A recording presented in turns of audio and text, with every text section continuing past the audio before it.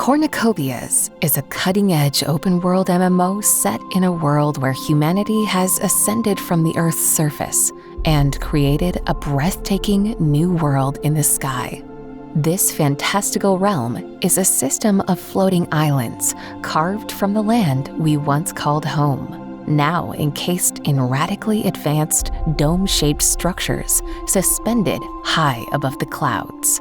Each one is a futuristic marvel with its own unique environment, identity, and thriving communities. It is within these domes the epic journey begins. Here, players take control of their own personal avatar, which gives them the freedom to choose their destiny. Be immersed in vast landscapes, explore vibrant settlements, and engage in a myriad of activities such as crafting, commerce, combat, racing, and more. Welcome to a world where the sky is no longer the limit.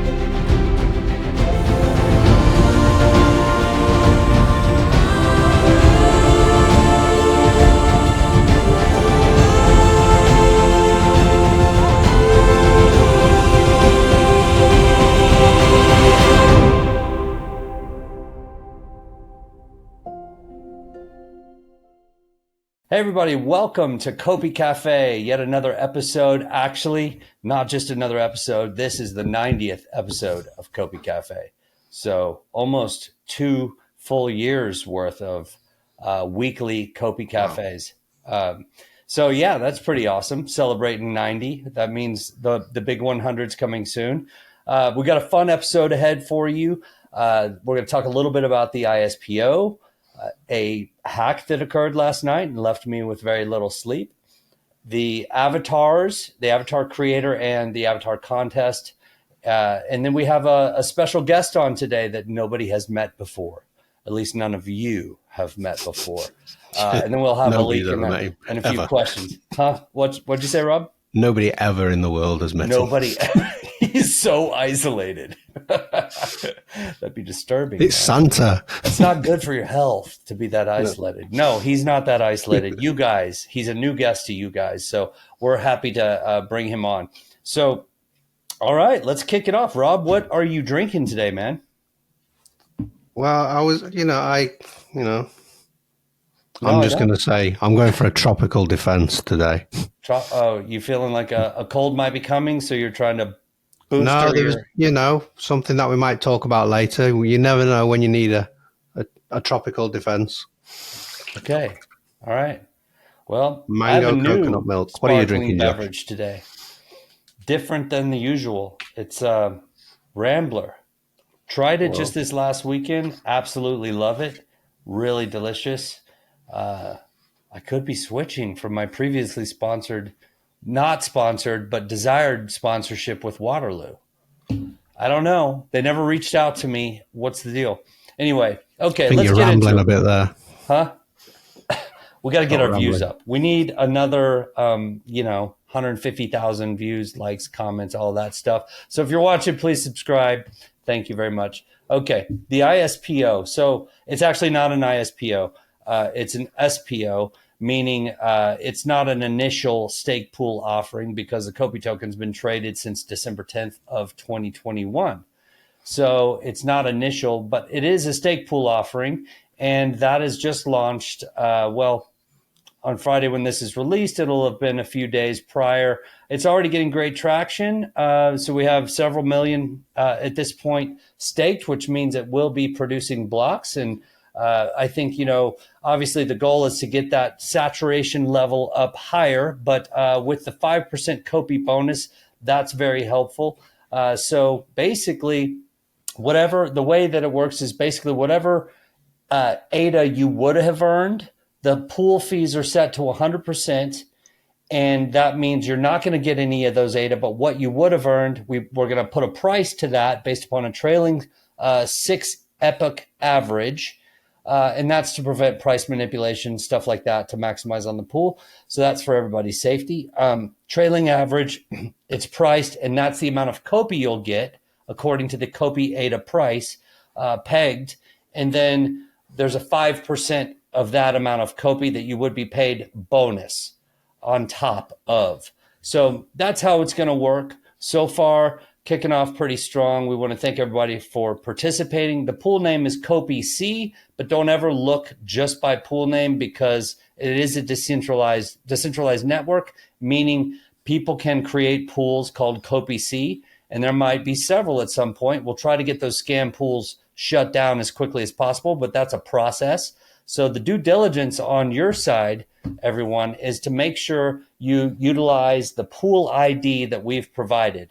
And we'd love your support on this. This helps us to build things out. This is the level of quality of this game. If you look up, comparable games in mainstream, it's 20 million to 90 million plus to build out something of that quality. And what this is doing is it's helping us to further build out our runway and team and infrastructure, because we've done a lot with a little so far, but we do have a long way to go. And server cost is insane as well. So Rob, anything you'd add to that? Yeah, no, you're exactly right. It's look for the address rather than just search for the name. The ticker, like you say, is Copi C. That's COPIC. Just think of it as Copi Cornucopias. We are recording this on Wednesday, and as of Wednesday, in less than 24 hours, we have just over 150 delegates and just under 4 million ADA staked. So it'll be interesting to see what it's like when we refresh and the episode goes out. Scams run riot with anywhere that there's money. You see it in the oil business still to this day, but like in all sorts of businesses, right? And it's definitely that time in crypto when the market's going more bullish and you see a lot more scams and hacks and things of that nature. Well, last night I got a phone call at 1:30 a.m. And I didn't answer it, but then thankfully it woke me up. I looked at it and I was like, why is he calling right now? It was David. And so I called him back and he's like, hey man, Discord's getting spammed. Somebody got hacked. Somebody's account was compromised. Well, I think that occurred at about 1:12 and we had it resolved within 25 minutes, or that was pretty good response time. So I called up Matt. He got that resolved, got that shut down. I don't believe anybody was compromised, but the reason I announced this is just, as always, everyone, you guys, don't be very careful of any links you click anywhere. Know the URL, know the URL of our website. Be very careful. They'll change a 1 to an I, or, something that looks real close. And, it's just, you gotta be careful what you do, and don't connect to nefarious sites, and definitely don't connect, your wallet if you're not super familiar with where you're at. Okay. Yeah, I mean the community was all over this. If you were active at that point, you would have seen scam. But later on, you may have joined our Discord and you had some DMs. So the actual link that they provided. I mean, this is what scammers do. Is an exact copy of our website, like you say, with a different chain. So it looks very, very convincing. Yeah. So I mean, my advice is don't react to DMs if it looks like we're sending you stuff. Continue to look through all the minor and major announcements first before you do any kind of activity. But yeah, we're very high on security, so that it was very limited to what the scammer could actually do, and they could only actually add the odd link here and there, but the community were on it immediately. The moderators were on it immediately. We banned them. It's we got quite a bit of experience now of this kind of behavior.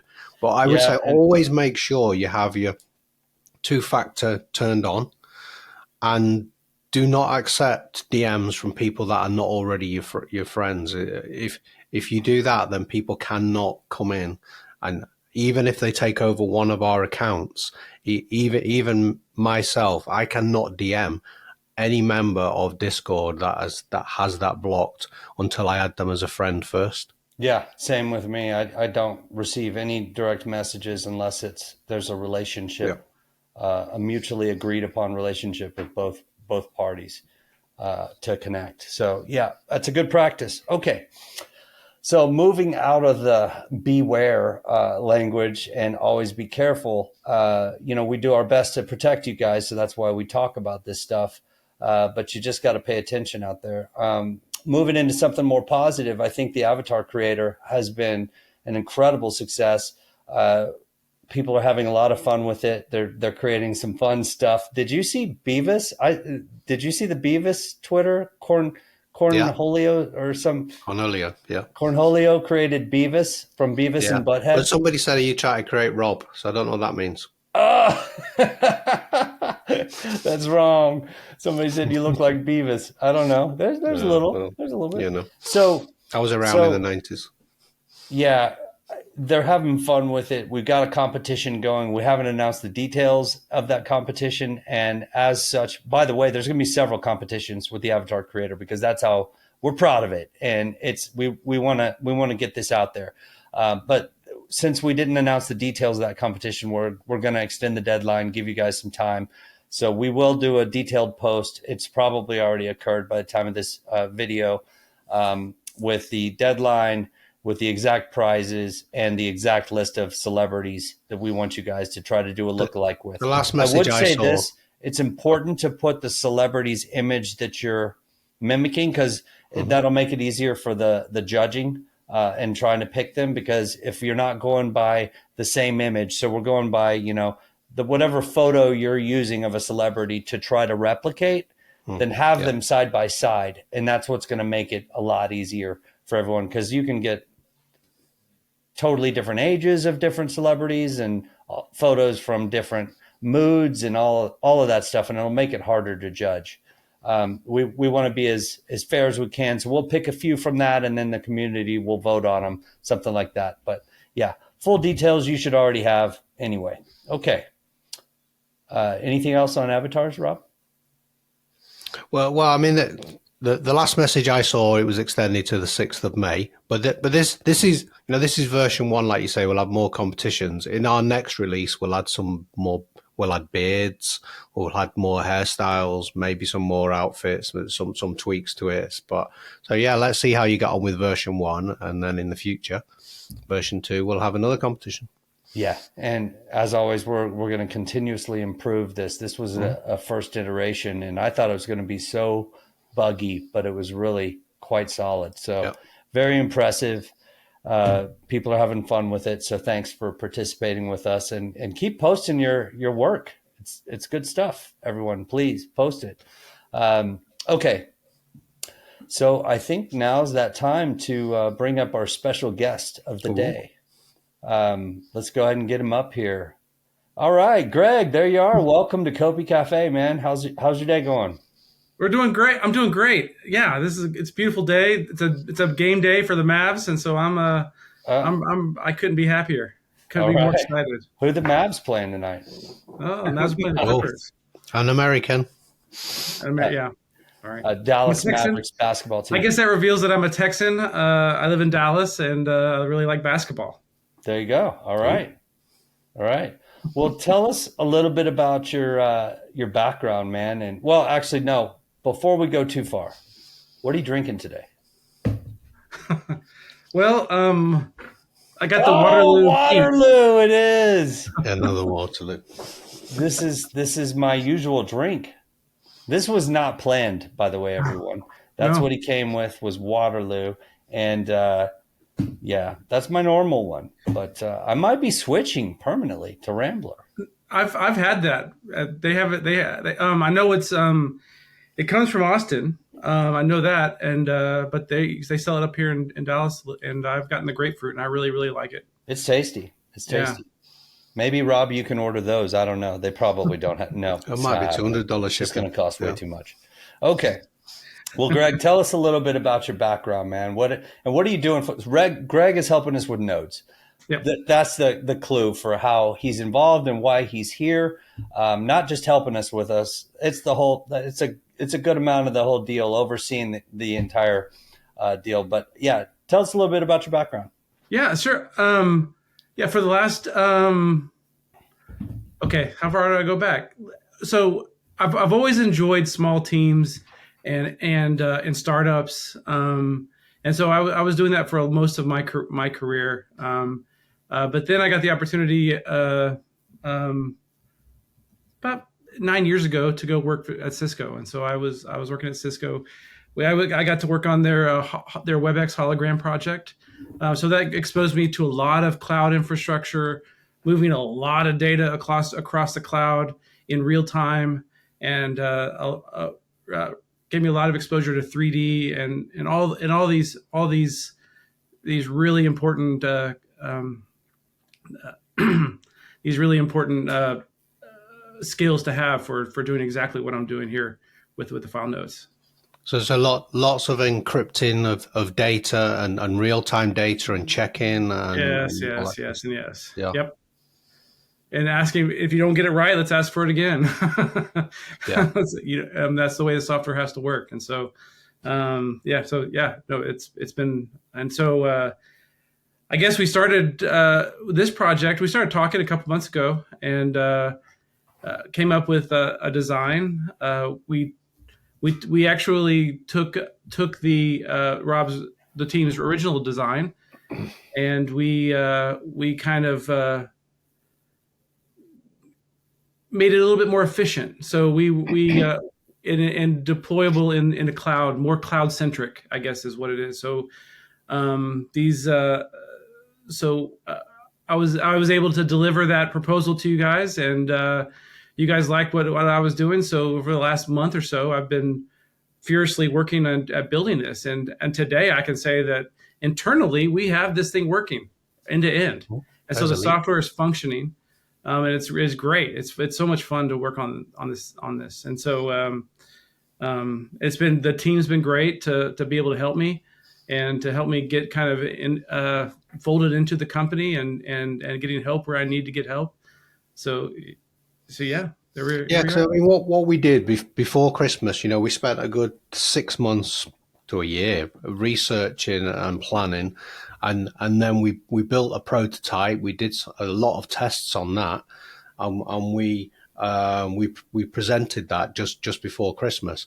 But then the plan was always that would then we would hand that over to somebody to develop that, who's better qualified than me, and that's where you came in. So not only did you get the essence of what the nodes do. I mean, yeah, with your experience, you completely understood what we're aiming to do, how it benefits downloading of files and putting them all back together, but also your architecture, and I think your overall approach proves that you are from like the top 100 FTSE company, top 10, in fact. Cisco, they're about number 8 or 9, aren't they? Yeah. In your approach, it's been so thoroughly documented. We've gone through it. We've spent some time looking at that. It's separated into different parts that we don't need to go through, that will really help us, not just for these file nodes, but for our other nodes that we also have on our long-term vision as well. And it's actually opened up some, I'm not going to say anything, but some massive opportunities for existing node holders in the future that we will explain in the future when we're comfortable in doing that. So yeah, I mean, I think it's been absolutely great that you've been on board, and the turnaround so far, and having the ability to start testing this internally now, it's made what has been an exciting project for us now, even more exciting, because you can do it and we can just sit back and watch it evolve. Well, I've really enjoyed receiving the proactive weekly updates. You give us a video update every week. It's very apparent how professional you are and skilled you are, not just by that, but also by how, just in the very beginning, I think I was at ETH Denver when you sent over a specs, a technical doc. Yeah. That I definitely did not have the time to fully read that at that time, but I scanned through it quickly, getting a good grasp of how you were thinking about everything and how you were organizing it, not on a detailed level, but a macro level. And I was just incredibly impressed. I mean, that was a long doc with good specs. Mm-hmm. And so it told me that, okay, this is the right person for this. I had confidence we were taking the right step. So yeah, very exciting. Well, I'm excited. I mean, it's your feedback and the community's feedback. I want to do more. This is so exciting. I want to make sure everybody's on board and knows exactly what I'm doing, because this is exciting. The community's response to this, it kind of keeps me going, right? Good. It's like I go, why are they so excited about this? But I don't have to answer that question. I just keep building. This is a first. This really is a decentralized file distribution node run the way it's been done and reward. It's a first, not just for Web3, just for gaming. Yeah, it is. And there's so much more that we've already all talked about together. Yeah. A lot of stuff on this runway that we can't really discuss right now. But what we can do is maybe walk us through since the technical spec you provided us. Yeah. What has been your focus and stages of focus? Where are you now? Where were you, and where are we headed? Yeah. So the spec focused on the broad strokes, right? We wanted to make sure that we thought about, okay, where is the data flowing? How do we make sure that we don't overload one service or one aspect of this? How do we make sure we don't fool the system so that we deploy malicious software over to all of our community's systems?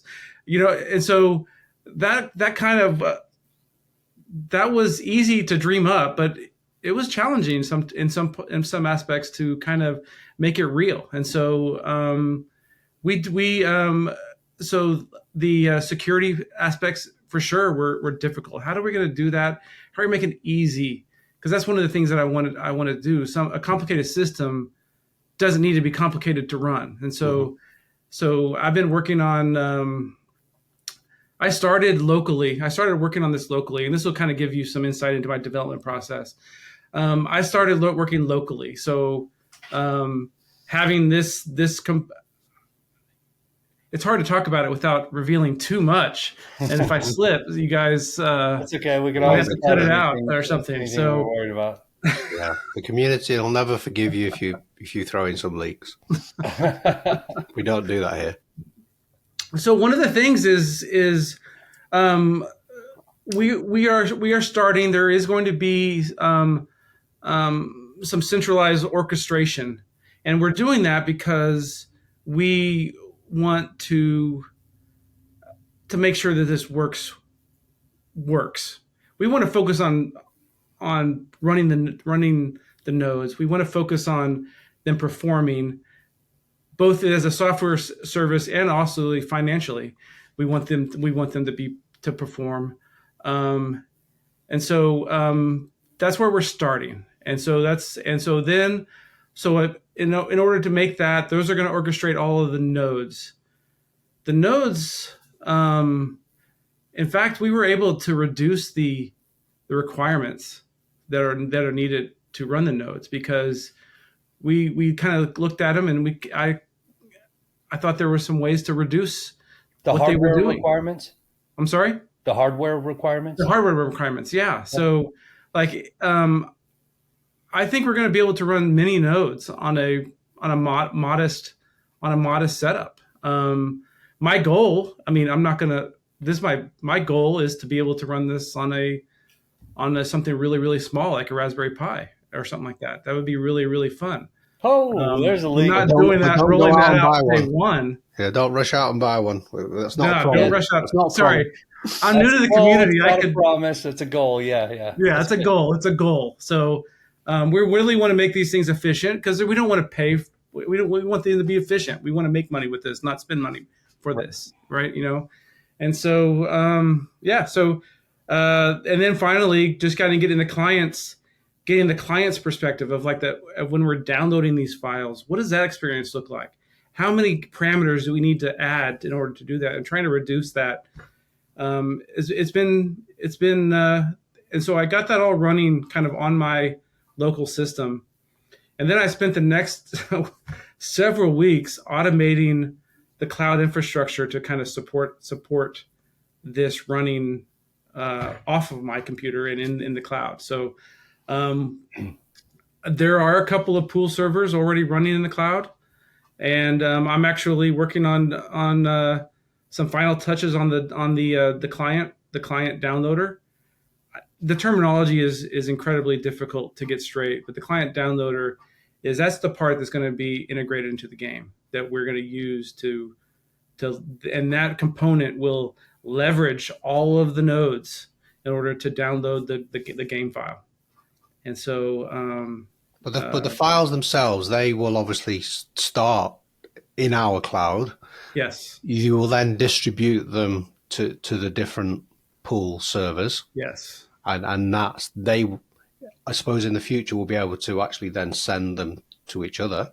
Yes. Update them to each other. Yes, and then the bottom level will distribute them to the actual client, where the game is, in the different chunks. So the same overview that we shared before still happens, only it's got some massive improvements with it. Yeah. Yep. So your last stage that you mentioned was connecting everything to Amazon. You've got running pool servers. Does that take you to the present? Is that where we are right now? Today we're actually starting to work on integrating it into the Cornucopias infrastructure. And so this is so that's going to be like whenever the build team creates a new release, there's a process for how that game file gets to the players, right? Mm-hmm. And so we have to insert ourselves into that process. We have to, and that's on the build side, but that's also on the, hey, there's an update, you want to download it, side as well. And so those are the parts that we're focusing on right now. That's great. It's interesting timing because we're literally right now at the stage where we're about to implement phase 2 in our server infrastructure, which is phase 3 is where the servers auto scale depending upon the demand of the number of users. Yeah. But phase 2 is that we can manually build out server support in the ways that we need, which is great. So I guess the timing is good to be tying into that right now. Mm-hmm. Yeah. Okay. And the team's been pretty helpful with you, huh? Yeah. Good. Yeah. Jeff has been able to get everybody I need help from, and I have conversations with them daily. So yeah, it's been great. And in terms of like the rollout, that's going to be rolled out in a number of stages as well, isn't it? Yeah. So what's next after this? Lead us up to July 1st now. So obviously we're going to be doing a lot of internal testing between now and then that testing, we might want to reach out to friends and others to kind of help us test as well. But it all hinges on the software being complete from end to end, from the build to the, hey, you got a new update. So once we get to July 1st, we will be prepared to deploy this system or this node network. Obviously, there's going to be a lot of a communication, descriptions about how to get involved and what do you do with your node. But I can tell you that on day one, we're going to ask everybody to, once we mint the NFTs, we're going to ask everybody to go into their player account and activate their node. And that activation is going to be really, really simple. I think it's probably 1 or 2 clicks. That doesn't mean you're running the node at that point. No, right. It means it's activated. Yeah. We're activating it. We're claiming it. And at that point, everybody will be getting full rewards. We're going to split all the rewards amongst everybody. And at that point. because we're going to need a time to kind of learn. So we have to figure out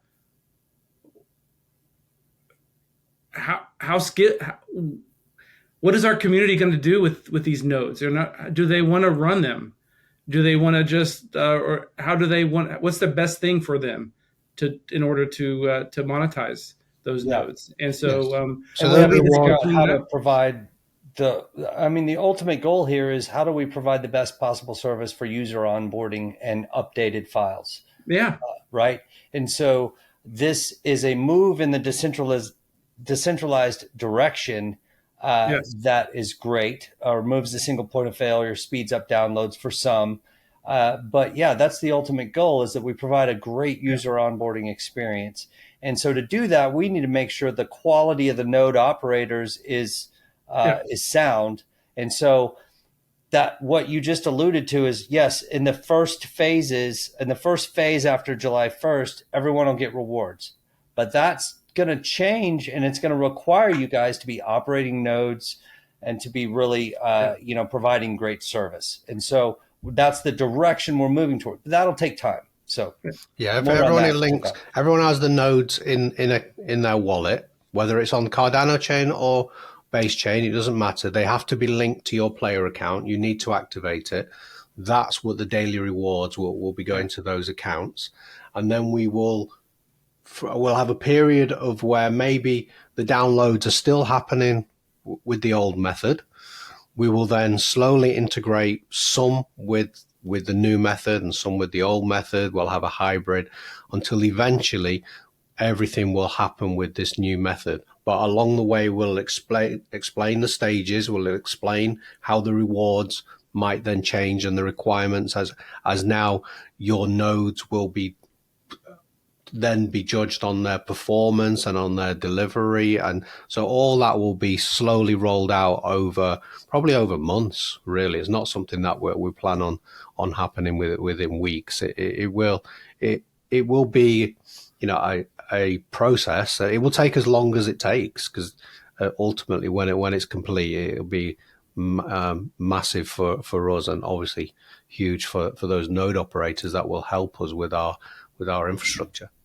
Yeah. And we're both going to have a part, right?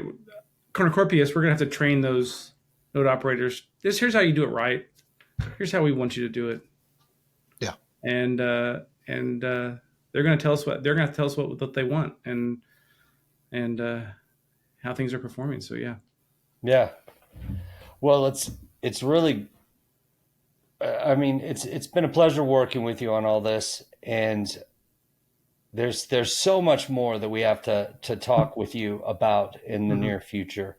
So you're going to be back on a few more times. Definitely. But I don't know, is there anything, Rob, that we've left that we wanted to discuss before we move on to the leak and questions? There is tons that I want to discuss, but I have a lot of people in my ear saying we can't discuss it. So you're going to have to come back on and discuss it when we're allowed to discuss it. Yes, it's true.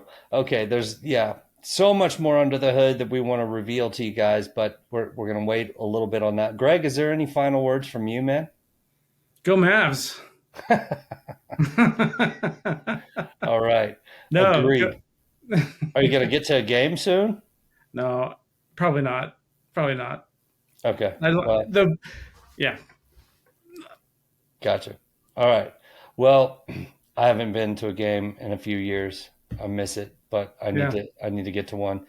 Okay, man. Well, thank you so much for coming on Copi Cafe. And as mentioned, we're probably going to have you on next week because there's more to reveal at that point. But yeah, it's good to see you, and I'm glad we got to introduce you to the community. You're definitely a key player on the team here, and so it's good to have you. Thanks again, Greg. Thank you. It's been great. All righty. Okay, Rob, what do we do here? Let's cover the leak and the questions. Let's do it. Do you want to go ahead and lead off with the leak, and then I think you had a couple questions for me, and then I was going to ask you one of them. We can do a leak. I think Greg did a few leaks, but some good ones. Here is a bonus leak. Okay. Aha. That seems to be a cactus from Esperanza. Yeah, that's exactly what it is. Not necessarily a finished product. I don't know the answer on that, but I do know that this is we're building out the art aspects and assets for Esperanza, which many of you know what that is. That's our new world. That's the next 3 zones that will be launched after Solace. So production on that has begun Yep. because Solace is really far along at this point. Yeah, obviously, like you say, if we're working on artwork for Esperanza, it's because Solace artwork is at a place where we've got some free resources now, which is great. Yeah, we're pretty close to working on laying down the land plots and the land again. For all of you guys that hold Cornucopias land NFTs, you will get the chance to start selecting properties locations this year. So that will be fun. And that's not too far away either. Nope. For Solace. Solace 1, 2, and 3 will be first. Then we'll give it some time. And then we'll go into Esperanza. And then we'll go into Fortune. Okay. So questions. You have a couple questions for me, and then I'll ask you yours, Rob. Yes. Yeah, I can ask you. So from Norton S24, we have a question. Will Cornucopias be updating to Unreal 5.4? Just watched an update and there looks to be some nice updates, especially to character animations. Yeah, that's a great question. And the answer is, I believe so. We're going to try. But with all of these huge updates, we have to do a good examination of the new build. It's almost we have to build it on a duplicate server and test everything and see, is this, how much does this break that we have existing that's built, and can we resolve that? And what is the estimated amount of time to resolve that? And does that make sense? So that's kind of like the process.